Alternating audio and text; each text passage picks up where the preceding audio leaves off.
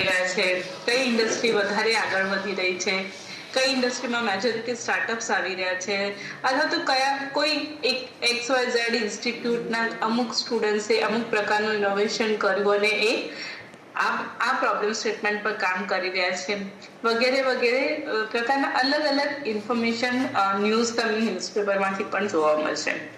તો આ બધી જ જગ્યાએથી આપણને સ્ટાર્ટઅપ અને ઇનોવેશન વિશે માહિતી મળે છે. પણ આ બધા સાથે એક વધારે આપણે એડ કરીએ તો આપણે અત્યારે ટેકનોલોજીના જમાનામાં છીએ ને we all are connected on the social medias. તો આપણા જે સોશિયલ મીડિયા પ્લેટફોર્મ્સ છે, લિંક્ડઇન, ટ્વિટર, ફેસબુક, ઇન્સ્ટા, તો આના ઉપર તો આપણને અપડેટેડ લેટેસ્ટ માહિતી મળે જ છે દરેક ટોપિક પર. તો એ રીતે સ્ટાર્ટઅપ વિશે પણ માહિતી મેળવવા માટે આ બધા જે સોશિયલ મીડિયા પ્લેટફોર્મ્સ છે ઘણા ઉપયોગી થાય છે. કારણ કે દરેક ઇનોવેટર છે એ પોતાના ઇનોવેશન વિશેના શોર્ટ વિડીયો, રીલ્સ બનાવીને પોતાના પ્લેટફોર્મ પર અને social media influencer through social media platform પર ફ્લોટ કરે છે, જેથી ખૂબ જ ટૂંકા સમયમાં એ માહિતી બહુ વધારે લોકો સુધી પહોંચી શકે. તો સ્ટુડન્ટ્સ, આપણે જોયું કે જ્યારે આપણે સ્ટાર્ટઅપ ઇનોવેશન વિશે જાણવું છે તો આપણે કઈ કઈ જગ્યાએથી કેવી કેવી માહિતી મેળવી શકીએ, રાઈટ? તો લેટ્સ અન્ડરસ્ટેન્ડ કે ઇનોવેશન કોને કહેવાય, રાઈટ? જ્યારે આપણે સ્ટાર્ટઅપની વાત કરીએ છીએ તો સ્ટાર્ટઅપ એ શું એ જાણવું હોય તો સૌ પહેલા આપણે જાણવું પડે કે ઇનોવેશન એટલે શું. કારણ કે સ્ટાર્ટઅપનું હાર્ટ કહી શકાય, દેટ ઇઝ અ ઇનોવેશન. તો ઇનોવેશન એ શું છે? ઇનોવેશન ની જો વાત કરીએ તો ઇનોવેશન એ કન્ટિન્યુઅસ પ્રોસેસ છે. એવું નથી કે એક વખત કંઈક બનાવ્યું અને પછી આપણે સ્ટોપ થઈ ગયા. કોઈ પણ પ્રોડક્ટ, સર્વિસ, કોઈ પણ પ્રોડક્ટ કે સર્વિસને તમે ઇમ્પ્રુવાઇઝ કરો છો, કોઈ પણ પ્રોસેસ, પ્રોડક્ટ, સર્વિસને ઇમ્પ્રુવાઇઝ કરો છો, તો એને આપણે ઇનોવેશન કહી શકીએ. એ ઇમ્પ્રુવાઇઝેશન એવું હોઈ શકે કે જેનાથી કોઈ એક તમે કોઈ સિગ્નિફિકન્ટ ઇમ્પેક્ટ ક્રિએટ કરો છો, રાઈટ? તો આપણે ઇનોવેશનને વધારે સમજવું હોય તો આપણે આ ઇનોવેશનને આપણે જુદા જુદા પ્રકાર દ્વારા આપણે સમજીએ, જેમ કે પ્રોડક્ટ ઇનોવેશન. ઇનોવેશન કુડ બી અ પ્રોડક્ટ, પ્રોસેસ ઓર સર્વિસ ઇનોવેશન. તો જો પ્રોડક્ટ ઇનોવેશનની આપણે વાત કરીએ તો જે પ્રોડક્ટ્સ છે એ પ્રોડક્ટ્સ, એક્ઝિસ્ટિંગ પ્રોડક્ટ જે છે એ પ્રોડક્ટ કરતાં તમે કોઈ એવી નવી ટેન્જિબલ આઇટમ પ્રોડક્ટ બનાવો જેમાં એવા ફીચર્સ ને ફંક્શનાલિટીઝ છે જે એક્ઝિસ્ટિંગ પ્રોડક્ટ્સમાં નથી. The very good example is telephone, smartphone, right? તો સ્માર્ટફોનની આપણે વાત કરીએ તો સૌ પહેલા આજથી લગભગ 20-25 વર્ષ પહેલાની વાત કરીએ તો કોઈના જોડે મોબાઈલ ફોન નહોતા. આપણે ટેલિફોન કેવા વાપરતા? લેન્ડલાઇન ફોન વાપરતા. લેન્ડલાઇન ફોનના ઘણા બધા ડિસએડવાન્ટેજીસ હતા કે એક જ જગ્યાએ હોય અને આપણે એક જગ્યાએથી બીજી જગ્યાએ મૂવ નહીં કરી શકીએ, રાઈટ? ખાલી મેસેજ પાસ ઓન થશે, રાઈટ? તો એ લિમિટેશન્સ જે હતી એ લિમિટેશન્સને દૂર કરવા નવા ફીચર્સ એડ કરીને મોબાઈલ ટેકનોલોજી આવી. તો મોબાઈલ ફોન લોન્ચ થયા. જ્યારે મોબાઈલ ફોન આવ્યા શરૂઆતમાં તો કદાચ તમને ખ્યાલ હોય તો શરૂઆતમાં જે મોબાઈલ ફોન આવ્યા એ કીપેડ વાળા black and white mobile phones હતા, રાઈટ? તો એ મોબાઈલ ફોને લેન્ડલાઇન ફોનની લિમિટેશન્સ તો દૂર કરી કે એ મૂવેબલ છે, રાઈટ? ક્યાંય પણ કોઈ પણ જગ્યાએ લઈ જઈ શકાય છે, કોમ્પેક્ટ છે. બટ એના પણ લિમિટેશન હતા કે એમાં લિમિટેડ ફીચર્સ જ હતા કે ખાલી એ મૂવેબલ હતું અને બહુ લિમિટેડ મેમરી સાથે આવતું, જેમાં ખાલી તમે ફોન નંબર એડ કરી શકો. એનાથી વિશેષ તમે ફોનમાં બીજું કંઈ નહીં કરી શકો, રાઈટ? બટ એ જ પ્રોડક્ટમાં ઇમ્પ્રુવાઇઝેશન થયું, ઇનોવેશન થતું રહ્યું અને slowly gradually Android phones develop થયા, ટચ સ્ક્રીન વાળા ફોન આવવા માંડ્યા અને એઝ ઓફ નાઉ આપણે જાણીએ છીએ કે AI ટેકનોલોજી બેઝ પર સ્માર્ટફોન આપણે વાપરીએ છીએ અને આપણા ફોનમાં લગભગ એક લેપટોપમાં જેટલું કામ કરી શકીએ એ તમામ ફીચર્સ, ફંક્શનાલિટી આપણા અત્યારના સ્માર્ટફોનમાં છે. આપણે કેટલા TB સુધીનું ડાઉનલોડ કરી શકીએ, સ્ટોર કરી શકીએ, 50-60-100 મેગાપિક્સલના આપણને કેમેરાઝ મળે છે, રાઈટ? તો અલગ અલગ જેટલા પણ કેમેરાના ફીચર્સ, હાર્ડ ડિસ્ક સ્ટોરેજના ફીચર્સ, સ્માર્ટ એઆઈના ફીચર્સ, આ બધા જ ફીચર્સ એડ થતા ગયા અને એ કન્ટિન્યુઅસ ઇનોવેશન થતું રહે. So innovation is not a one stop solution. તમે કોઈ પણ પ્રોડક્ટ કે સર્વિસ જે એક્ઝિસ્ટિંગ છે એમાં કોઈ પણ ઇમ્પ્રુવાઇઝેશન કરો છો, નવા ફીચર્સ ફંક્શનાલિટી એડ ઓન કરો છો, then we can say it is a innovation. But that features functionality એવા હોવા જોઈએ કે જે એક સિગ્નિફિકન્ટ ઇમ્પેક્ટ ક્રિએટ કરતા હોય, રાઈટ? તો આપણે સમજ્યા, આઈ હોપ કે આ એક્ઝામ્પલથી તમે એ સમજી શક્યા કે આપણે પ્રોડક્ટ ઇનોવેશન કોને કહી શકીએ. વધુમાં જો વાત કરીએ તો મેં અગાઉ પણ કહ્યું કે આ એક કન્ટિન્યુઅસ પ્રોસેસ છે. તો એવું નથી કે એક વખત કરીએ અને પછી આપણે બંધ કરી દઈશું, રાઈટ? જ્યારે આપણે પ્રોડક્ટ ઇનોવેશનની વાત કરીએ છીએ તો એ કન્ટિન્યુઅસ થતું રહેવું છે. જેમ કે એનું એક ઉદાહરણ સાથે આપણે જોડીએ તો જ્યારે મોબાઈલ ફોન આવ્યા તો મોબાઈલ ફોનમાં નોકિયા જે કંપની હતી એને મેજોરિટી માર્કેટ કેપ્ચર કરેલું હતું કીપેડ વાળા ફોનમાં, રાઈટ? બટ સ્લોલી ગ્રેજ્યુઅલી જેમ જેમ ઇમ્પ્રુવાઇઝેશન ઇનોવેશન થતા રહ્યા અને જ્યારે સ્માર્ટફોનની વાત છે અત્યારે, તો આપણામાંથી અત્યારે બેઠા છીએ મે બી 300-400 સ્ટુડન્ટ્સ અત્યારે જે બેઠા છે એમાંથી કેટલા લોકો નોકિયાનો સ્માર્ટફોન વાપરીએ છીએ, રાઈટ? આપણે નથી વાપરતા. કેમ? કદાચ એ કંપની જે સ્પીડમાં, જે ડ્યુરેશનમાં એના પ્રોડક્ટના ફીચર્સ અને ફંક્શનાલિટી ઇમ્પ્રૂવ કરવા જોઈએ એ નથી કરી શકતી, એટલે એ માર્કેટમાંથી આઉટ થઈ ગઈ. સો તમે અગર જો કન્ટિન્યુઅસ ઇમ્પ્રુવાઇઝેશન અને કન્ટિન્યુઅસ ઇનોવેશન નહીં કરો તો કદાચ એક વખતે તમે માર્કેટમાં તમારી પ્રોડક્ટ ચાલી જશે પણ એ કન્ટિન્યુઅસ નહીં થાય, તો એનો ગ્રોથ નહીં કરી શકીએ, રાઈટ? તો જ્યારે પણ ઇનોવેશનની વાત કરીએ છીએ we have to take care કે આપણે એક પ્રોડક્ટ બનાવીને પણ રૂકી નથી જવાનું કે એક ઇનોવેશન કરીને સ્ટોપ નથી થઈ જવાનું. એ જ ઇનોવેશનમાં વધારે સારું કેવી રીતે થઈ શકે, that we have to think. Next વાત કરીએ તો પ્રોસેસ ઇનોવેશન. તો પ્રોસેસ ઇનોવેશન કોને કહેવાય? તો પ્રોસેસ ઇનોવેશન એટલે જે વસ્તુ પહેલા મેન્યુઅલી થતી હતી, હવે એ જ વસ્તુ with help of technology automated થાય છે. Automation in any field. તમે એન્જિનિયરિંગ પોલિટેકનિકના વિદ્યાર્થીઓ છો તો મોટા ભાગનાનું એન્જિનિયરિંગ બેકગ્રાઉન્ડ છે, તો તમને ખ્યાલ હશે કે જ્યારે પહેલા આપણે ઓટોમોબાઈલ્સની જ વાત કરીએ તો ઓટોમોબાઈલ કોઈ પણ ઓટોમોબાઈલ કંપનીના જે પ્લાન્ટ હોય જ્યાં આગળ ગાડી એસેમ્બલ થતી હોય, તો પહેલાનું સેટઅપ કેવું હતું?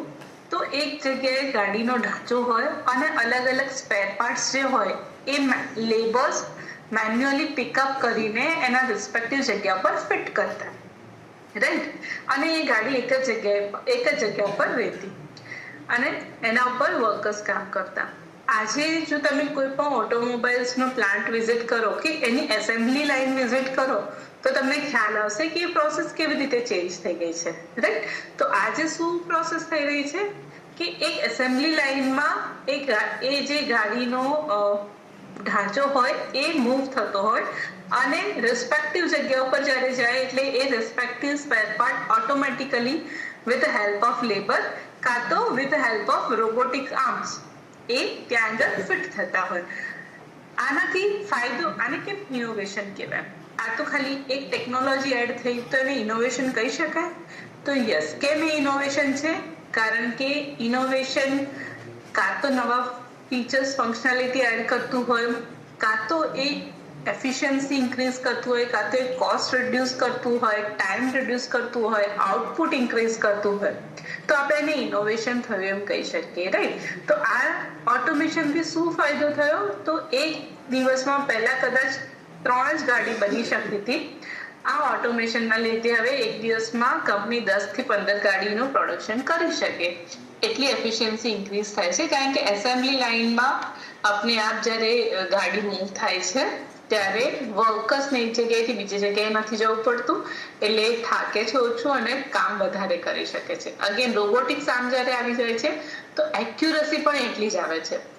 રાઈટ. કદાચ મેન્યુઅલી જ્યારે આપણે કોઈ સ્ક્રૂ ફિટ કરીએ તો કદાચ એ થોડો વધારે ફિટ થઈ જાય, કાં તો લૂઝ રહી જવાના ચાન્સીસ છે. પણ જ્યારે એ મશીનથી ફિટ થાય છે તો એ સ્પેસિફિક પ્રેશર સાથે સ્પેસિફિક રોટેશન કરીને સ્ક્રૂ પ્રોપરલી જ ફિટ કરશે, રાઈટ. તો એનાથી એક્યુરસી પણ વધશે અને જેનાથી ડેમેજ થવાના કે વેસ્ટેજ થવાના ચાન્સીસ ઘટી જાય છે અને અલ્ટિમેટલી પ્રોડક્શન કોસ્ટ ઓછી આવે છે. So that's why it is called process innovation, right? I hope કે now you are clear કે આપણે process innovation કોને કહી શકીએ, right? Next આપણે જોઈએ તો marketing innovation. તો marketing is one of kind of service જે જેમ કે પહેલા આજથી 10-15 વર્ષ પહેલાની જો વાત કરીએ તો જ્યારે સોશિયલ મીડિયા એટલું મતલબ એટલું પોપ્યુલર નહોતું અને બહુ ઓછા લોકો સોશિયલ મીડિયા પર આટલા બધા એક્ટિવ હતા, ત્યારે જો વાત કરીએ તો કોઈ પણ નવી વસ્તુ માર્કેટમાં લોન્ચ થતી તો આપણને ક્યારે ખ્યાલ આવે?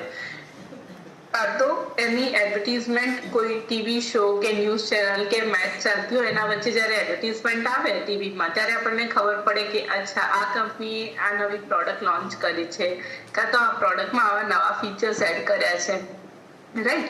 અથવા તો આપણે રોડ સાઈડ પર મોટા મોટા હોર્ડિંગ્સ લાગ્યા હોય, કાં તો ન્યૂઝપેપરમાં એના પેમ્ફલેટ્સ આવ્યા હોય. એ સિવાય બીજો કોઈ સોર્સ ઓફ ઇન્ફોર્મેશન નહોતો કે જ્યાંથી આપણને ખબર પડે કે નવી માર્કેટમાં કોઈ નવી પ્રોડક્ટ સર્વિસ આવી છે, રાઈટ. બટ હવે એ સોર્સ ઓફ ઇન્ફોર્મેશન આખું ચેન્જ થઈ ગયું. જે જૂના હતા એ તો છે જ, બટ જેમ કે ટીવીમાં એડવર્ટીઝમેન્ટ આપવી એ એક કોસ્ટલીયર એક્સરસાઇઝ છે, કારણ કે દરેક નાની કંપની એને અફોર્ડ નહીં કરી શકે. કોઈ સ્ટાર્ટઅપ કદાચ ડાયરેક્ટ ટીવીમાં એડ નહીં આપી શકે, કારણ કે એમાં એક કોસ્ટ વધારે લાગે છે. અગેન તમારે કયા શોની વચ્ચે એડ આપવી છે એના ઉપર પણ એની કોસ્ટિંગ વધી જતી હોય છે, રાઈટ. બટ નાની કંપની પણ પોતાના પ્રોડક્ટ અને સર્વિસીસ વધારે લોકો સુધી ટૂંકા સમયમાં પહોંચાડી શકે એના માટે સોશિયલ મીડિયાની શરૂઆત પહેલા કેવી રીતે શેના માટે થઈ હતી? જસ્ટ સોશિયલ ગેધરિંગ માટે, રાઈટ. બટ એનો યુટિલાઇઝેશન હવે ચેન્જ થઈ ગયું છે. જે પણ નવી કંપની, કોઈ પણ ઇનોવેટર જો કોઈ નવી પ્રોડક્ટ કે સર્વિસીસ ડેવલપ કરે છે તો એ શું કરે? સોશિયલ મીડિયા ઇન્ફ્લુએન્સર થ્રુ પોતાના પ્રોડક્ટ સર્વિસીસના નાના નાના વિડીયો, ક્લિપ્સ, સ્ટોરી, રીલ્સ બનાવે છે અને એના થ્રુ એ બહુ ઓછા ખર્ચે, બહુ ઓછા સમયમાં મેજોરિટી માસ સુધી એ પહોંચી શકે છે અને પોતાનો મેસેજ કન્વે કરી શકે છે, right? So this is again innovative approach to reach to the maximum audience, right? So again it is a type of innovation. ઠીક છે. લાસ્ટ આપણે વાત કરીએ કે ઓર્ગેનાઇઝેશનલ ઇનોવેશન. તો જ્યારે પણ ટ્રેડિશનલ રીતે જે કામ થતું હતું એમાં કંઈ પણ ઇન્ટરવેન્શન કરીને જો એ કામ અલગ રીતે કરવામાં આવે અને છતાં પણ એફિશિયન્સી ઇન્ક્રીઝ થતી હોય અને જો કંપનીને એ વસ્તુથી બેનિફિટ કરતો હોય તો આપણે એને ઓર્ગેનાઇઝેશનલ ઇનોવેશન કહી શકીએ. જેમ કે ફ્લેક્સિબલ વર્કિંગ અવર્સ, જે એમેઝોન અને ગૂગલ છે તો ગૂગલે ફ્લેક્સિબલ વર્કિંગ અવર્સનું ફ્રીડમ આપે છે એના એમ્પ્લોય માટે. તો એમાં 10 થી 6 ની ઓફિસ નથી, રાઈટ. તમને જ્યારે પણ તમારે જવું હોય ને તમે કામ કરવું છે તો કરી શકો છો. એનાથી શું થાય છે કે એમ્પ્લોયની એફિશિયન્સી વધે છે, રાઈટ. લાઇકવાઇઝ જ્યારે કોરોના આજથી કદાચ 2019 પહેલા આપણે વિચારીએ તો કદાચ આપણે નહીં વિચાર્યું હોય કે આવી રીતે કોઈ ઓનલાઈન સેન્સિટાઇઝેશન સેશન થઈ શકે, રાઈટ. આપણે ઇન પર્સન સેશન માટે જ ટેવાયેલા હતા, બટ કોરોનાએ આપણને શીખવાડ્યું કે આ જ વસ્તુ ઓનલાઈન પણ થઈ શકે, રાઈટ. સો એ ચેન્જ એડોપ્ટ કરો, જેનાથી ફાયદો શું થયો? તો યસ, ટાઈમ, જે ટ્રાવેલ ટાઈમ હતો એ બચી ગયો. એક સાથે જ કદાચ હું ત્યાં તમારા ઇન્સ્ટિટ્યૂટ ખાતે આવો તો કદાચ એક રૂમમાં સેશન ડિલિવર કરી શકો, પણ આજે તમે એક સાથે 3 થી 4 રૂમમાં બેસીને પણ આ સેશન સાંભળી શકો છો, રાઈટ. તો that is a organisational innovation. તો આપણે જ્યારે ઇનોવેશનની વાત કરીએ તો એ ઇનોવેશન આપણે ક્યારે આને ઇનોવેશન કહી શકીએ? કાં તો તમે કોઈ ટેકનોલોજી અપગ્રેડ કરી રહ્યા છો, કાં તો એનાથી તમારી એફિશિયન્સી વધી રહી છે, કાં તો એનાથી તમે તમારા જે એક્ઝિસ્ટિંગ રિસોર્સિસ છે એનું ઇફેક્ટિવ યુટિલાઇઝેશન કરી શકો છો, કાં તો એનાથી તમારું આઉટપુટ વધે છે, એટલે અલ્ટિમેટલી કોસ્ટ રિડ્યુસ થાય છે. તો આવા કોઈ પણ પ્રકાર તમે એક્ઝિસ્ટિંગ સિસ્ટમને ડિસ્ટર્બ કરો છો, દેન ઇટ ઇઝ સેડ કે તમે કંઈ ઇનોવેટિવ કરી રહ્યા છો, રાઈટ? તો આપણે જોઈએ કે ઇનોવેશન કોને કહેવાય. તો હવે આપણે જોઈએ કે સ્ટાર્ટઅપ કોને કહેવાય. તો સ્ટાર્ટઅપ એટલે તમારી જોડે કોઈ પણ એવો બિઝનેસ આઈડિયા કે કોન્સેપ્ટ છે કે જે કોઈ એક સ્પેસિફિક પ્રોબ્લેમને એડ્રેસ કરે છે, તો આપણે એને સ્ટાર્ટઅપ કહેવાય, રાઈટ? એ સ્ટાર્ટઅપ ઇનોવેટિવ પ્રોડક્ટ પણ હોઈ શકે, ઇનોવેટિવ સર્વિસ પણ હોઈ શકે, કે કોઈ નવી ટેકનોલોજી ડેવલપમેન્ટ પણ હોઈ શકે, જેનાથી તમે જે પ્રોબ્લેમ સોલ્વ કરી રહ્યા છો એ સોલ્યુશનથી તમારા જે એન્ડ યુઝર હશે એ પ્રોડક્ટ કે સર્વિસીસ લેવા વાળા એમને સૌથી વધારે ફાયદો થશે. તો જ્યારે આપણે વિચારીએ કે જ્યારે સ્ટાર્ટઅપ વિશે જ્યારે આપણને એમ થાય છે કે yes I can do the startup, હા મારી જોડે ઇનોવેટિવ આઈડિયા પણ છે અને હું સ્ટાર્ટઅપ પણ કરી શકું છું, તો શું મારે આ આઈડિયા પર આગળ કામ કરવું કે નહીં કરવું? જ્યારે આપણને આવો પ્રશ્ન થાય ત્યારે આપણે આ 4-5 વસ્તુ વિશે વિચારવાની. સૌથી પહેલા identify the proper problem statement, કે is this really a gap or not? શું આ ખરેખર ગેપ છે, શું આ ખરેખર પ્રોબ્લેમ છે, રાઈટ? તો લેટ્સ અન્ડરસ્ટેન્ડ ધીસ. આપણે એક્ઝામ્પલ દ્વારા સમજીએ કે એક સક્સેસફુલ સ્ટાર્ટઅપ વિશે વાત કરીએ અને તમામ પેરામીટર્સ વિશે વાત કરીએ. તો સૌ પ્રથમ જ્યારે પ્રોબ્લેમ આઈડેન્ટિફિકેશન, તો આઈ હોપ કે તમે અહીંયા જેટલા પણ બેઠા છો બધાએ બોટ કંપની વિશે સાંભળ્યું હશે, રાઈટ? એ કેમ એક સક્સેસફુલ સ્ટાર્ટઅપ યુનિકોર્ન છે? વાય? તો બોટ એ એવું શું નવું કર્યું? એવું કંઈક આઉટ ઓફ બોક્સ તો નથી કરી દીધું, રાઈટ? આના પહેલા જ્યારે બોટ કંપની આવી અને એને જે પ્રોડક્ટ લોન્ચ કરી એ પ્રોડક્ટ તો ઓલરેડી પહેલા પણ એક્ઝિસ્ટન્સમાં હતી, રાઈટ? તો ફોર એન એક્ઝામ્પલ આપણે વાત કરી છે બોટ કંપની. તો બોટ કંપની એ શું બનાવે છે? તો આપણે કહી શકીએ કે જ્યારે એને શરૂઆત કરી ત્યારે સ્માર્ટવેર ડિવાઇસીસ બનાવતું હતું, જેમ કે સ્માર્ટ વોચીસ, રાઈટ? ત્યાંથી એને શરૂઆત કરી. તો શું એ ખરેખર ગેપ હતો? શું એ ખરેખર પ્રોબ્લેમ હતો? સ્માર્ટવેર્સ તો પહેલા પણ અવેલેબલ હતા, તો કેમ આપણે બોટને એઝ અ સ્ટાર્ટઅપ ગણીએ? તો સ્માર્ટવેર્સ પહેલા અવેલેબલ હતા, બટ એ કયા બ્રાન્ડ સાથે હતા? એપલ છે, સેમસંગ છે, એવી મોંઘી બ્રાન્ડ્સ જ હતી જે આ સ્માર્ટ વોચીસ બનાવતી હતી. જેથી પ્રોબ્લેમ શું હતો, ગેપ શું હતી, કે અ મિડલ ક્લાસ પર્સન ઓર જે કોલેજ ગોઈંગ સ્ટુડન્ટ્સ છે, અગર એમને જો આ સ્માર્ટ વોચીસ પહેરવી છે તો એ બહુ કોસ્ટલી હતી, જેથી એ લોકો અફોર્ડ નહીં કરી શકે, રાઈટ? તો એ લોકો નહોતા પહેરતા. એવું નહોતું કે એમને નહોતી જોતી, બટ જસ્ટ બિકોઝ એ બહુ મોંઘી હતી તો એ અફોર્ડેબલ નહોતી. So boAt have identified that gap, affordability of smart wear, ઠીક છે? તો એન્ડ દેન એને એક પ્રોબ્લેમ આઈડેન્ટિફાઈ કરો, ગેપ આઈડેન્ટિફાઈ કરો કે લોકોનું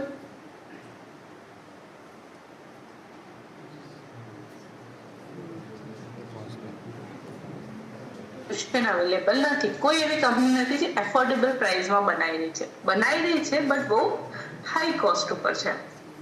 તો એની ગેપને આઈડેન્ટિફાઈ કરો અને એના પછી સેકન્ડ સ્ટેપ આવ્યો કે ડેવલપ અ સોલ્યુશન. તો vote food B the solution? શું હોઈ શકે?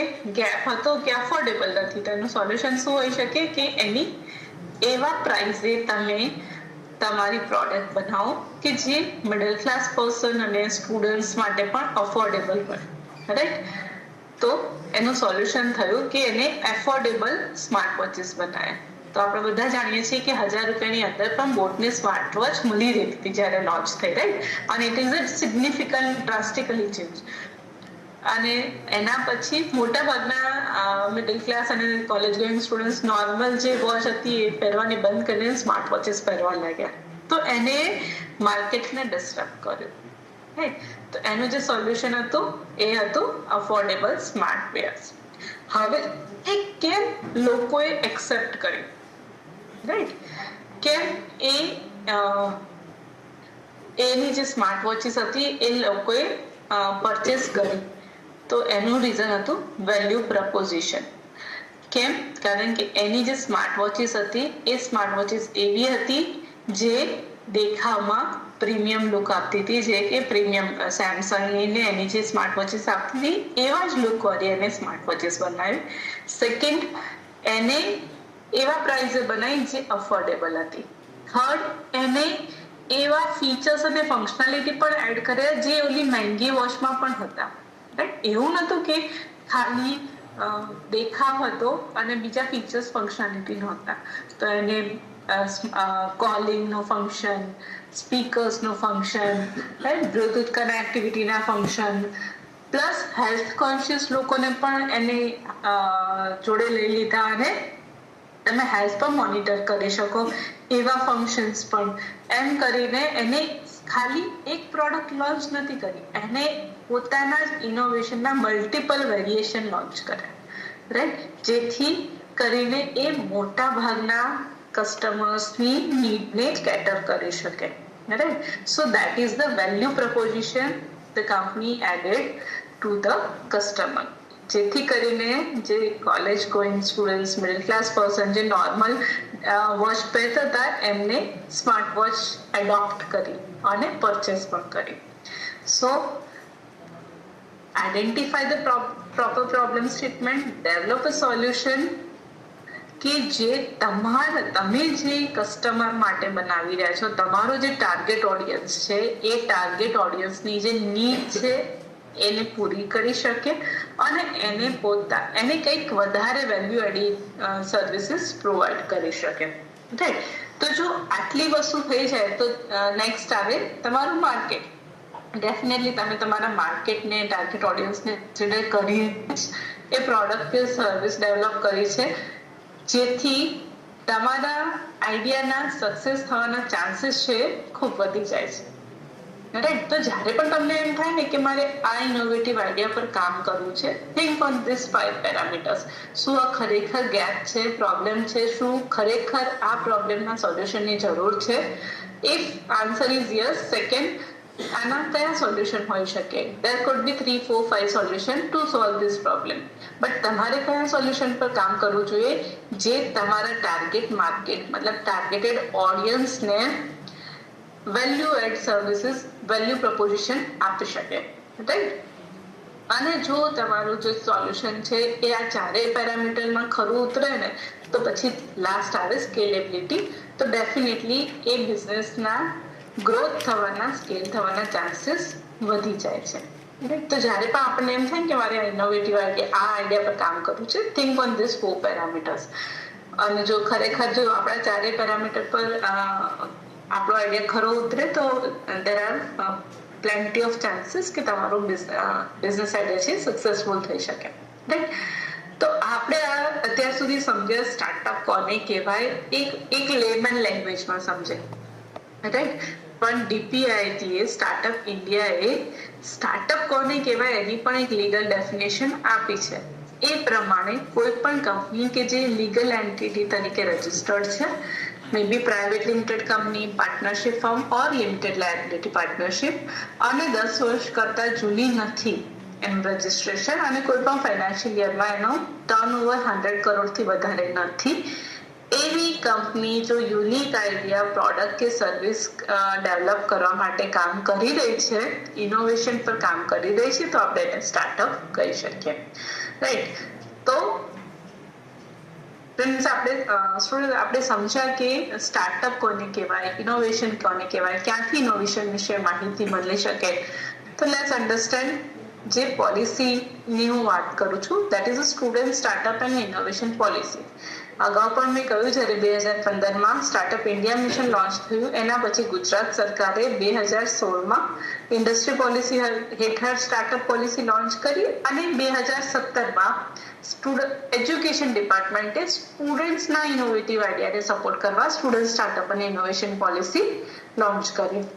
આ પોલિસી જે હતી એ 2021માં પૂરી થઈ ગઈ અને અત્યારે SSIP 2.0 પોલિસી ચાલે છે. SSIP 2.0 પોલિસી જે છે જાન્યુઆરી 2022માં લોન્ચ થઈ અને એ માર્ચ 2027 સુધી રહેશે. તો SSIP 2.0 પોલિસી અંતર્ગત અત્યાર સુધી આપણે લગભગ 297 તમારા ઇન્સ્ટિટ્યૂટ જેવી એજ્યુકેશન ઇન્સ્ટિટ્યુશનને આ પોલિસીના અંતર્ગત આવરી લીધી છે અને એના થકી આપણે સ્ટુડન્ટ્સના ઇનોવેટિવ આઈડિયાને સપોર્ટ કરવા માટે સક્ષમ છીએ. તો SSIP પોલિસી જે છે એ પોલિસીમાં તમને એઝ એ ઇન્ડિવિજ્યુઅલ તમને એઝ અ સ્ટુડન્ટ શું બેનિફિટ મળી શકે? તો સૌપ્રથમ તમને ફિનાન્શિયલ અસિસ્ટન્સ મળી શકે તમારા POC પ્રોટોટાઇપને ડેવલપ કરવા માટે. તમને કઈ આઈડિયા આવે છે કે મારે આવું કંઈક ઇનોવેશન કરવું છે, તો એ આઈડિયાને એકચ્યુઅલીમાં એક વર્કિંગ પ્રોટોટાઇપ બનાવવા માટે 2.5 લાખ રૂપિયા સુધીનું ફંડ તમને સ્ટુડન્ટ સ્ટાર્ટઅપ અને ઇનોવેશન પોલિસીમાંથી તમારા ઇન્સ્ટિટ્યૂટ ખાતેથી મળી શકે છે. એનાથી આગળ વાત કરીએ તો IPR ફાઇલિંગ. જ્યારે પણ આપણે કંઈ ઇનોવેટિવ આઈડિયા કે સોલ્યુશન બનાવીએ તો એને પ્રોટેક્ટ કરવો પણ જરૂરી છે, રાઈટ? કે જેથી કોઈ બીજી વ્યક્તિ એને કોપી ના કરી લે. તો આઈડિયાને પ્રોટેક્ટ કરવા માટે, ઇનોવેશનને પ્રોટેક્ટ કરવા માટે IP ફાઇલિંગ માટે પણ તમને ફિનાન્શિયલ અસિસ્ટન્સ મળે છે. અને એ સિવાય નોન ફિનાન્શિયલ બેનિફિટ એટલે કે તમે તમારા ઇન્સ્ટિટ્યૂટ ખાતે જે ઇનોવેશન લેબ છે, ઇન્ક્યુબેશન લેબ છે, ટિંકરિંગ લેબ છે, રાઈટ, તો એનો પણ એક્સેસ તમને કરી શકો છો તમારા ઇનોવેશનને ડેવલપ કરવા માટે. અને સાથે સાથે તમારા ઇન્સ્ટિટ્યૂટના mentors as well as industries, તમારી ઇન્સ્ટિટ્યૂટ જોડે જે પણ ઇન્ડસ્ટ્રી એસોસિએટેડ છે, તો તમારો ઇનોવેટિવ આઈડિયા જે ઇન્ડસ્ટ્રીનો છે એ ઇન્ડસ્ટ્રીના મેન્ટર્સ જોડેથી પણ જો ગાઈડન્સ મેન્ટરિંગ લેવું હોય તો આ પોલિસી થકી લઈ શકાય છે, રાઈટ? તો આ પ્રકારના બેનિફિટ તમને as a individual, as a student તમારા ઇનોવેટિવ આઈડિયાને આગળ લઈ જવા માટે મળે છે. તો આપણે પહેલા સમજીએ કે આઈડિયા કોને કહેવાય અને આઈડિયામાંથી POC પ્રોટોટાઇપ ડેવલપ કરી અને એક સક્સેસફુલ સ્ટાર્ટઅપ કેવી રીતે થઈ શકે, રાઈટ? તો આપણે એક એક્ઝામ્પલથી સમજીએ કે દાખલા તરીકે મને એક એવો આઈડિયા આવે છે કે મારે એક સ્માર્ટ બેગ ડેવલપ કરવી છે. તો આ એક બેઝિક આઈડિયા છે, right? To develop a smart bag. તો આપણે એને આઈડિયા લઈશું. એવા તો આપણને હજારો આઈડિયા આવતા હોય, પણ દરેક આઈડિયા પર સ્ટાર્ટઅપ થઈ શકે નહીં. તો અગેન આપણે શું વિચારવાનું કે કયા આઈડિયા પર સ્ટાર્ટઅપ થઈ શકે, રાઈટ? Excuse me.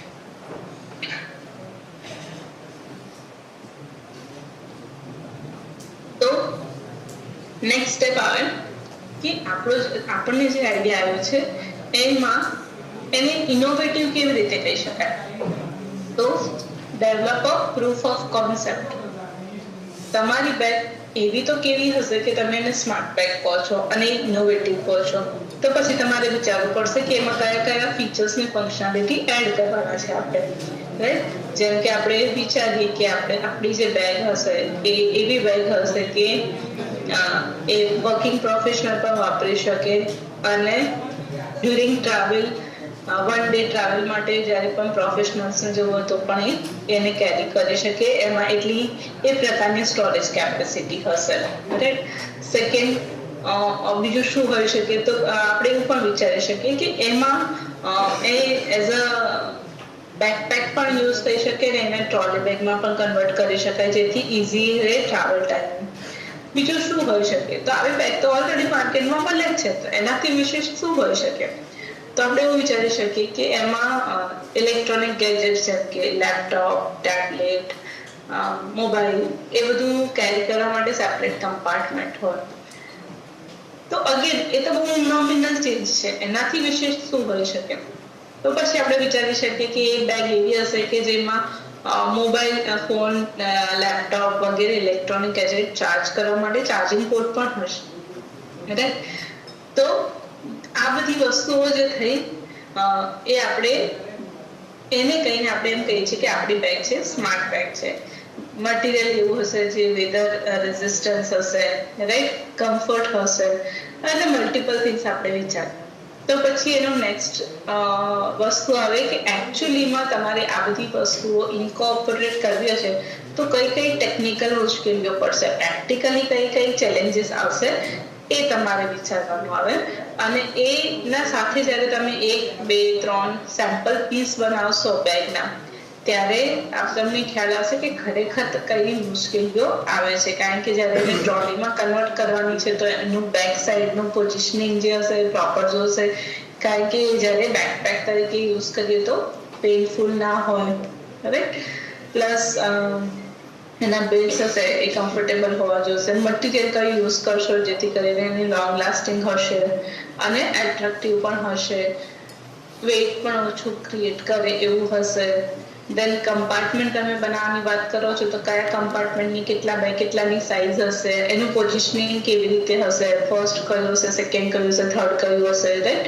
દેન આપણે વાત કરી કે આપણે ચાર્જિંગ પોર્ટ પણ આપીશું, તો પછી ચાર્જિંગ પોર્ટ જે હશે એને પણ બેટરી બેકઅપ જોશે, તો બેટરી બેકઅપ ક્યાંથી આવશે, રાઈટ. શું આપણે ચાર્જેબલ બેટરી મૂકીશું કે પછી ચાર્જેબલ સેલ મૂકીશું કે પછી આપણે એને સોલાર પેનલથી કનેક્ટ કરીશું જેથી કરીને બેટરી ઓટોમેટિકલી ચાર્જ થતી રહે અને વારે વારે કાઢીને પાછી ફિટ કરવી પડે નહીં. તો આ બધા ફીચર્સ ફંક્શનાલિટી એડ કરીને તમે એકચ્યુઅલ બેગ બનાવશો. મે બી 5, 6, 7 સેમ્પલ્સ બનાવશો. ત્યારે પહેલી બનાવશો તો એમાં ઘણી બધી ચેન્જીસ નીડેડ હશે, પણ તમે તમારા એ બેગને તમારા મેન્ટર્સને, તમારા ફ્રેન્ડ્સને, તમારા કલીગ્સને જ્યારે બતાવશો તો એ લોકો એ જોઈને તમને ઘણા બધા ફીડબેક આપશે કે શું આ ખરેખર યુઝર ફ્રેન્ડલી છે કે નહીં. કદાચ કહેશે કે આના બેલ્ટ છે વધારે હાર્ડ છે, થોડા સોફ્ટ કરવાની જરૂર છે, જે કમ્પાર્ટમેન્ટ તમે મૂક્યા છે એની પોઝિશનિંગ ચેન્જ કરવાની જરૂરત છે, કાં તો પછી તમે જે ચાર્જિંગ પોર્ટ જ્યાં આગળ મૂક્યો છે એવી જગ્યાએ છે કે યુઝર ફ્રેન્ડલી નથી, કાં તો ડિઝાઇન ફ્રેન્ડલી નથી, મતલબ ડિઝાઇન ખરાબ કરી દે છે એના લીધે, તો એનું પોઝિશનિંગ અલગ હોવું જોઈએ, રાઈટ. તો આવા મલ્ટિપલ ફીડબેક તમને જ્યારે મળે, ફીડબેક તમે લો, એ પ્રમાણે તમારા બેગને મોડિફાઈ કરો. મે બી 10, 15, 20, મે બી 100 ટાઈમ્સ તમે મોડિફાઈ કરો અને પછી જે ફાઇનલ પ્રોડક્ટ બને એ કંઈક આવી બને જે તમે જેટલા ફીચર્સ વિચાર્યા હતા એ બધા જ ફીચર્સ ઇન્ક્લુડ કરેલા હોય અને એક પ્રોપર સ્માર્ટ બેગ બને. તો આપણે કહી શકીએ કે this is a new product cold smart bag. તો આ જે વાત કરી આપણે એક આઈડિયાથી પીઓસી બનાવો, પીઓસી માંથી પ્રોટોટાઇપ બનાવો અને એના પછી પ્રોટોટાઇપમાંથી એ સક્સેસફુલ સ્ટાર્ટઅપ બને. તો આ જે જર્નીની વાત કરી, તો તમારી આઈડિયાથી પીઓસી પ્રોટોટાઇપ સુધીની જે જર્ની છે એના માટે તમને ઇન્સ્ટિટ્યૂટ ખાતેથી 2.5 લાખ રૂપિયા સુધીનું ફંડ મળી શકે છે.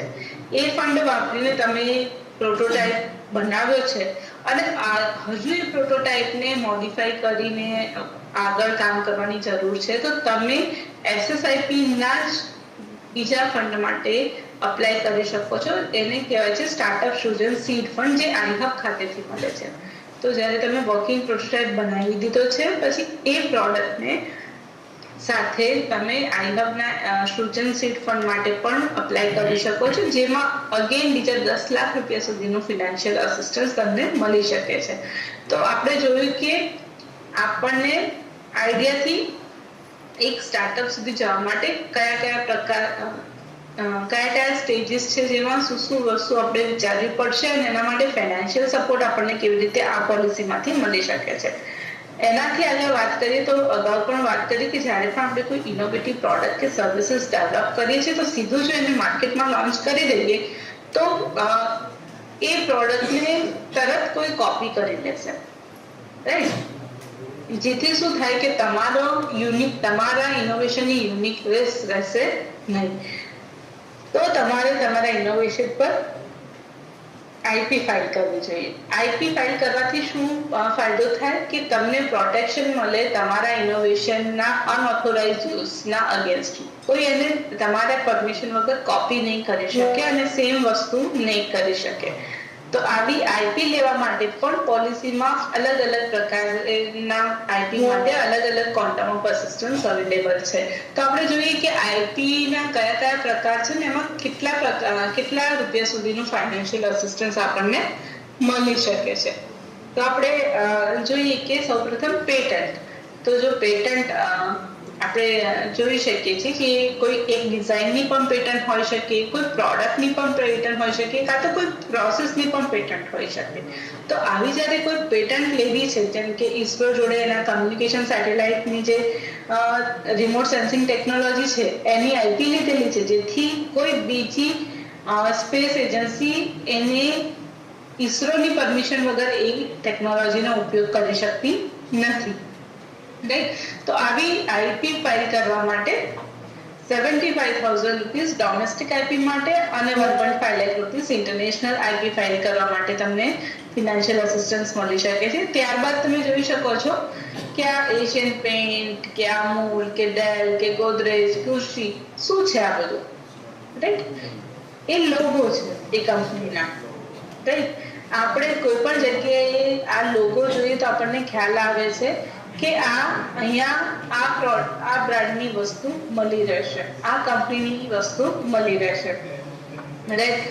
તો આ પ્રકારે તમારે પણ તમારા ઇનોવેશનને બીજા પ્રોડક્ટ કે સર્વિસીસ કરતા અલગ તરી આવે એના માટે એક યુનિક આઈડેન્ટિટી ક્રિએટ કરવા માટે જો ટ્રેડમાર્ક રજીસ્ટર કરાવો છે, આને ટ્રેડમાર્ક કહેવાય. તો જો ટ્રેડમાર્ક રજીસ્ટર કરાવો છે તો 12,500 રૂપિયા સુધીનું ફિનાન્શિયલ અસિસ્ટન્સ તમને મળી શકે છે. ત્યારબાદ જોઈએ તો કોપીરાઇટ. જ્યારે પણ કોઈ પણ ઇન્ટેલેક્ચ્યુઅલ કન્ટેન્ટ ક્રિએટ કરી છે, જેમ કે તમારી બુક્સ છે, તો એ બુક્સ પર કોપીરાઇટ લઈ તમે જોશો તો લખેલું હશે તો content is copyright of so and so author કે પબ્લિકેશન એજન્સી. રાઈટ. તો તમે એ કન્ટેન્ટને તમારા નામે પબ્લિશ કરી શકો અને દેટ ઇઝ અ કોપીરાઇટ. તો એના માટે 8,000 રૂપિયા. અને જેમ ટ્રેડમાર્ક છે એવી રીતે ઇન્ટરનેશનલ રજિસ્ટ્રેશન માર્ક્સ લેવું હોય તો પણ તમને અપ ટુ 50,000 રૂપીસ સુધીનું જે છે એ રિયમ્બર્સમેન્ટ પોલિસી થકી મળી શકે છે.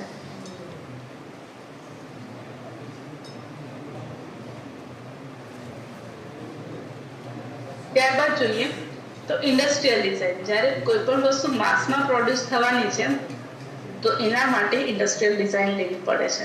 તો એવી ઇન્ડસ્ટ્રીયલ ડિઝાઇન રજિસ્ટ્રી માટે પણ 9,000 રૂપિયા સુધીનું ફિનાન્શિયલ અસિસ્ટન્સ મળી શકે છે. આપણે અલગ અલગ જ્યોગ્રાફીની અલગ અલગ સ્પેશિયાલિટી હોય છે. જેમ કે મહાબળેશ્વર જે છે ત્યાંની સ્ટ્રોબેરી છે એ એની સ્પેશિયાલિટી છે. રાઈટ.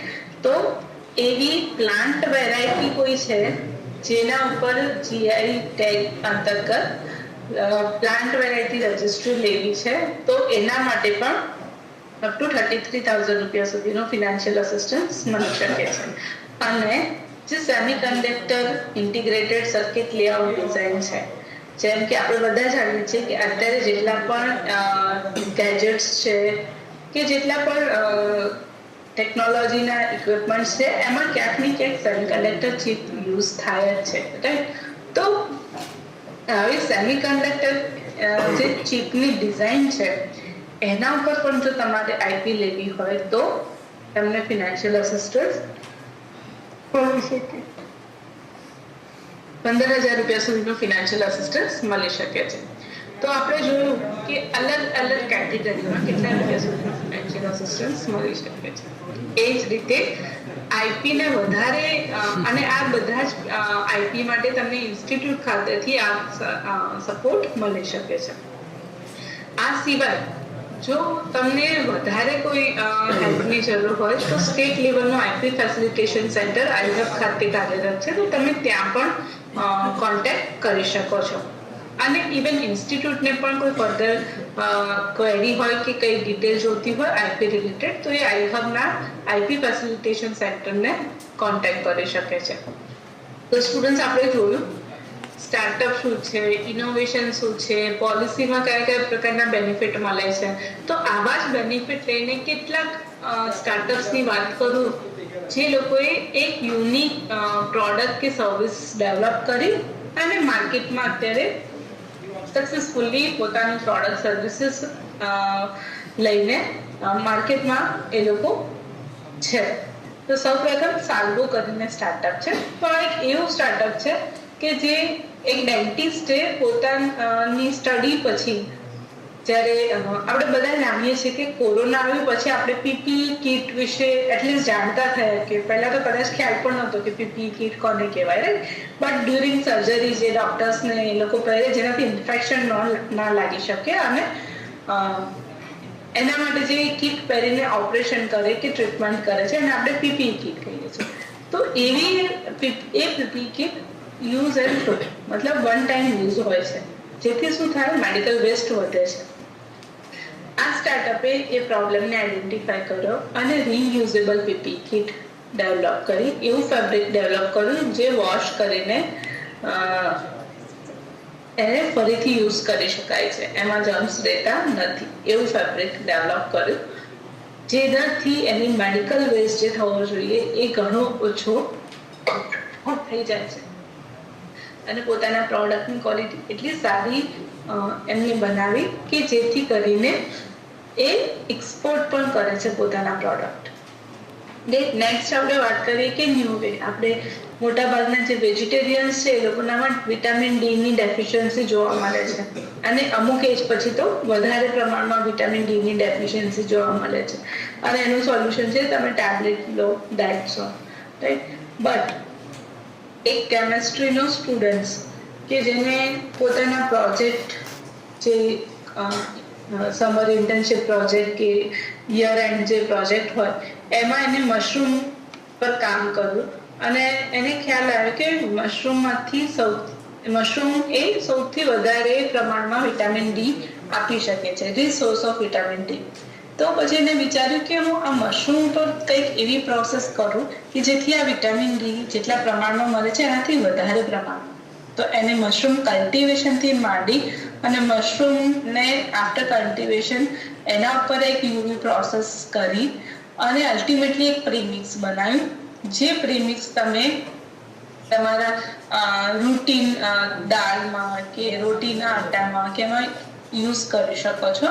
અને એ જે પ્રીમિક્સ હતું એ પ્રીમિક્સમાં વિટામિન ડી જે નોર્મલ મશરૂમમાંથી મળે એના કરતાં 3 times વધારે હતો. તો that is a unique solution, right. Next વાત કરીએ તો D3S ટેકનોલોજી.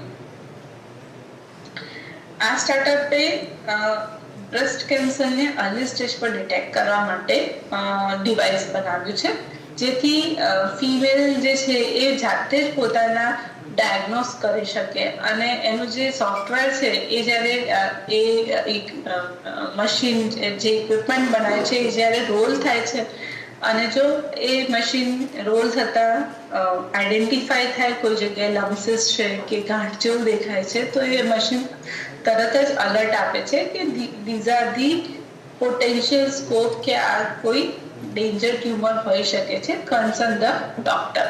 જેથી કરીને જે ફિમેલ્સ બહાર જઈને વાત કરતા ડરે છે કે અર્લી સ્ટેજ પર ખ્યાલ નથી આવતો, તો આ ટેકનોલોજીથી અર્લી સ્ટેજ પર ડિટેક્ટ થઈ શકે છે અને જેનો ટાઈમલી જો ક્યોર કરવામાં આવે તો મેજર ઇન્જરીથી બચી શકાય છે.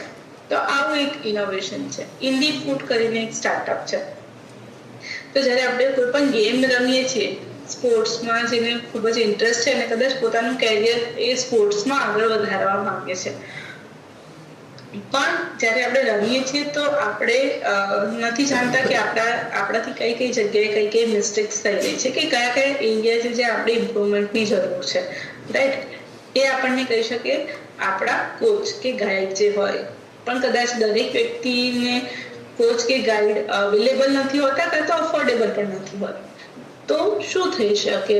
તો એના માટે આ જે સ્ટાર્ટઅપ છે એને એવું સોફ્ટવેર બનાવ્યું છે, એવું ડિવાઇસ બનાવ્યું છે વિથ સોફ્ટવેર ઇન્ટિગ્રેશન કે જ્યારે તમે સ્પોર્ટ્સ રમો છો એ વખતે તમે એ ડિવાઇસ પહેરેલું છે તો તમારા ગેમ જ્યારે પતે એના પછી તમારા મૂવ્સનું એનાલિસિસ કરીને તમને રિપોર્ટ આપે કે તમારા આ મૂવ્સમાં આ જગ્યાએ મિસ્ટેક હતી, અહીંયા ઇમ્પ્રુવમેન્ટની જરૂર છે, આ મૂવ્સને આ રીતે રેક્ટિફાઈ કરી શકાય છે, જેથી કરીને તમે તમારું જે ગેમ છે વધારે સારી રીતે રમી શકો અને તમે એમાં વધારે ઇમ્પ્રુવાઇઝ કરી શકો. એનાલિફ કરીને સ્ટાર્ટઅપ છે, અગેન એનર્જી એફિશિયન્સી પર કામ કરે છે. આપણે જાણીએ છીએ કે જ્યારે ગરમી હોય છે ત્યારે આપણે એસી ઓન કરીએ છીએ, પણ એ એસી જ્યારે કન્ટિન્યુઅસ ચાલે પછી ઠંડી લાગવા માંડે એટલે પાછું બંધ કરી દઈએ છીએ, પછી પાછું ફેન ઓન કરીએ છીએ. તો એને એક એવું ડિવાઇસ બનાવ્યું જે તમારા ફેન અને એસી સાથે બ્લૂટૂથ વાયરલેસ કનેક્ટિવિટીથી કનેક્ટ થાય છે અને તમે તમારા રૂમનું જે ટેમ્પરેચર નક્કી કરશો એ ટેમ્પરેચર એ ડિવાઇસથી એસી અને ફેનને સાયમલ્ટેનિયસ યુઝ કરીને તમારા રૂમમાં મેન્ટેન થશે, જેથી તમારે વારે ઘડીએ એસી બંધ કે ચાલુ નહીં કરવું પડે. એ ઓટોમેટિકલી એના ડિવાઇસ થ્રુ ઓન ઓફ થશે, જેથી કરીને તમે તમારી જે ઇલેક્ટ્રિસિટી કન્ઝમ્પશન છે એમાં અપ ટુ 30% સુધી રિડ્યુસ કરી શકો છો. તો આ બધા એક્ઝામ્પલ્સ તમારી જોડે એટલે ડિસ્કસ કર્યા કે તમે જો દરેક એક્ઝામ્પલ જે છે એ અલગ અલગ ડોમેનમાં કામ કરે છે, રાઈટ?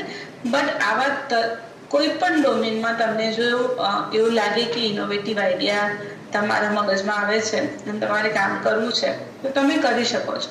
તમે એન્જિનિયરિંગના છો તો એક બોગીસોફ્ટ કરીને સ્ટાર્ટઅપ છે. આપણે બધા જાણીએ છીએ 2 વ્હીલર 4 વ્હીલર ચલાવીએ છીએ, બટ કેટલી વખત આપણે હવા ચેક કરાવવા જઈએ છીએ? કદાચ મહિને એક વખત, રાઈટ? કાં તો જ્યારે પેટ્રોલ ભરાવા જઈએ ત્યારે. પણ જો ટાયરમાં હવાનું પ્રેશર પ્રોપર હોય તો એના કેટલા ફાયદા છે? તો સૌથી પહેલા તમને માઇલેજ વધારે મળે, સેકન્ડ એક્સિડન્ટ અવોઇડ કરી શકાય, કારણ કે જો હવા વધી જાય એકદમ તો ટાયર બસ્ટ થઈ જાય, તમારો એક્સિડન્ટ થઈ જાય. એકદમ ઓછી થઈ જાય તો પંક્ચર થઈ જાય, again there are chances of accident, right?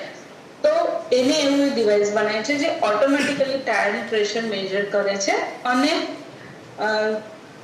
જો હવા વધી ગઈ હોય તો આપને આપ એ રિડ્યુસ કરી નાખે છે અને જો પ્રેશર ઘટી ગયું છે ટાયરમાં તો એ હવા એર પ્રેશર એડ કરીને હવા ફિલ કરી દે છે, જેથી કરીને તમારા ટાયરની લાઈફ પણ વધે, માઇલેજ પણ વધે અને આવા જે એક્સિડન્ટ છે ટાયર બસ્ટ થવાથી કે પંચર થવાથી જે થતા હોય છે એને પણ રોકી શકાય, રાઈટ? તો આવા અલગ અલગ એરિયામાં ઘણા સ્ટાર્ટઅપ છે જે લોકોએ સક્સેસફુલી પોલિસીમાંથી બેનિફિટ લઈ પોતાના આઈડિયા પર કામ કરી અને એક યુનિક સોલ્યુશન બનાવ્યું અને માર્કેટમાં સક્સેસફુલી કામ કરી રહ્યા છે.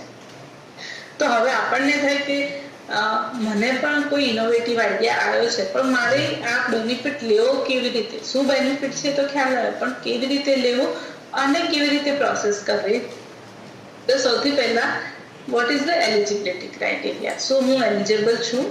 તો યસ, ગુજરાતનો કોઈ પણ વિદ્યાર્થી up to the age of 35, એ કદાચ એન્જિનિયરિંગનો પણ હોય, પોલિટેકનિકનો હોય, ડિગ્રીનો હોય, ડિપ્લોમાનો હોય, કોમર્સનો હોય, આર્ટ્સનો હોય, મેડિકલનો હોય, પીએચડીનો હોય કે પછી ડ્રોપ આઉટ સ્ટુડન્ટ જ હોય, ફેલ થયેલો પણ હોય, એની સ્ટુડન્ટ જેની 35 વર્ષથી ઓછી ઉંમર છે એ આ પોલિસીનો બેનિફિટ લઈ શકે છે, રાઈટ? ત્યારબાદ તમારે શું કરવાનું છે? તમારો જે ઇનોવેટિવ આઈડિયા છે એના સાથે તમારા ઇન્સ્ટિટ્યૂટના એસએસઆઈટી કોઓર્ડિનેટરને મળો. એ આઈડિયાનું એક પ્રપોઝલ બનાવવાનું રહેશે. તમને કોઓર્ડિનેટર પણ ગાઈડ કરશે, પણ એ પ્રપોઝલ કેવું હોઈ શકે, એમાં શું શું વસ્તુ હોઈ શકે? તો તમારી બેઝિક ડિટેલ, જો તમે આઈડિયા પર તમારા ગ્રુપમાં કોઈ 4-5 ગ્રુપ બનાવીને કામ કરવાના હોય તો તમારા ટીમ મેમ્બર્સની પણ ડિટેલ, પછી તમે કયા પ્રોબ્લેમ સ્ટેટમેન્ટ પર કામ કરવાના છો, તમે જે ગેપ આઈડેન્ટિફાઈ કરેલી છે એ પ્રોબ્લેમ સ્ટેટમેન્ટ વિશે માહિતી, તમારો યુનિક આઈડિયા શું છે, કયું સોલ્યુશન છે તમારું, રાઈટ? એના વિશે માહિતી, એના માટે તમે કઈ ટેકનોલોજી કે ઇનોવેશન કરવાના છો એની માહિતી, તમારું સોલ્યુશન બીજા બધા કરતાં કેવી રીતે અલગ છે, એક્ઝિસ્ટિંગ સોલ્યુશન કરતાં કેવી રીતે અલગ છે એની માહિતી, અને છેલ્લે તમને આ સોલ્યુશન ડેવલપ કરવા માટે કેટલા રૂપિયાની જરૂર પડશે, કેટલો ખર્ચ થશે તમારો, એની માહિતી એન્ડ આવું એક ડિટેલ્ડ પ્રપોઝલ તમારે તમારા કોઓર્ડિનેટરને સબમિટ કરવાનું રહેશે. એ પ્રપોઝલ જ્યારે તમે સબમિટ કરશો તો ઇનિશિયલી તમારા એસએસઆઈપી કોઓર્ડિનેટર પણ એને ઇવેલ્યુએટ કરશે અને કદાચ જો જરૂર જણાય તો તમને મોડિફિકેશન કે કંઈ ચેન્જ કરવા કે કંઈ એડ કરવાની પણ કહે. એ બધા એડ ને ચેન્જીસ સાથે તમે તમારું પ્રપોઝલ જ્યારે ફાઇનલી સબમિટ કરો છો એ પ્રપોઝલ ઇન્સ્ટિટ્યૂટ લેવલે ઇનોવેશન અને સ્ટાર્ટઅપ્સને સ્ક્રીન કરવા માટેની સ્ક્રીનિંગ કમિટી હોય છે. એ કમિટીના મેમ્બર્સ સામે તમારે તમારા ઇનોવેશનને પ્રેઝન્ટ કરવાનું રહે છે અને જો કમિટીને યોગ્ય લાગે અને વર્થ લાગે કે નહીં ખરેખર આઈડિયામાં પોટેન્શિયલ છે અને સપોર્ટ કરવા જેવું છે તો તમને આ પોલિસી અંતર્ગત એસએસઆઈપી અંતર્ગત ફિનાન્શિયલ અસિસ્ટન્સ અને નોન ફિનાન્શિયલ અસિસ્ટન્સ બંને એટલે કે 2.5 લાખ રૂપિયા સુધી જેટલા કમિટીએ અપ્રૂવ કર્યા છે એટલા રૂપિયાનું ફાઇનાન્શિયલ અસિસ્ટન્સ સાથે સાથે ઇન્સ્ટિટ્યૂટની ઇનોવેશન ટિંકરિંગ લેબનો પણ એક્સેસ અને ઇન્સ્ટિટ્યૂટના ઇનહાઉસ અને ઇન્ડસ્ટ્રીના મેન્ટર્સ એક્સપર્ટ સાથે મેન્ટરિંગ જેથી કરીને તમે તમારા આઈડિયા પર સારી રીતે કામ કરી શકો. આ બધા જ બેનિફિટ તમને મળી શકે છે. સો that's all from my side. Thank you very much શાંતિથી મને સાંભળવા માટે. તમારે જો વધારે માહિતી જોઈતી હોય તો અગેન આ મારા સોશિયલ મીડિયા છે, તમે એને ફોલો કરી શકો જેથી તમને લેટેસ્ટ અપડેટ મળી શકે અને તમને અત્યારે કોઈ પણ ક્વેરી કે કન્ફ્યુઝન કે ડાઉટ છે તો તમે પૂછી શકો છો. We are open four question and answer. Yes sir, over to you. કોઈ ક્વેશ્ચન આન્સર પૂછવો છે? નિકલ 2 મિનિટ શાંતિ રાખો. Hello. Yes, sir. Myself, SC Patel, SSIP coordinator. Madam તમે ખૂબ જ સરસ માહિતી આપી ઇનોવેશન અને સ્ટાર્ટઅપ વિશે અને તમે વિદ્યાર્થીઓને એક્ઝામ્પલ આપીને માહિતી આપી. અગાઉ પણ આ સેન્સિટાઇઝ કરી દીધું.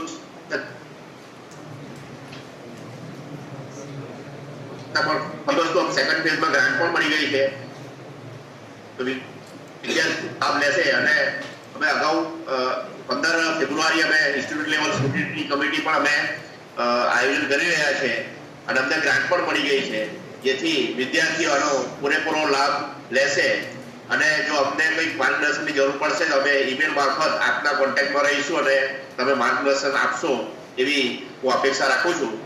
અને સેશનમાં જે કંઈ પણ વિદ્યાર્થીની ક્વેરી હશે એ ક્વેરી અમારા લેવલે અમે સોલ્વ કરશું અને જો વધારે જરૂર પડશે તો આપના તરફથી સહકાર મળી રહેશે એવી અપેક્ષા રાખું. સેશન ઓર્ગેનાઇઝ કરવા બદલ મેડમ આપનો ખૂબ ખૂબ આભાર. Thank you sir.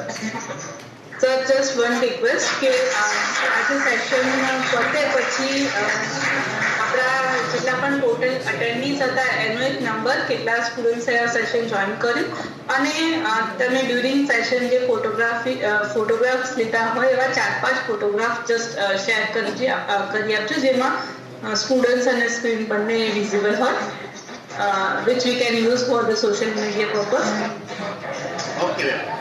Okay, thank you. Thank you, sir.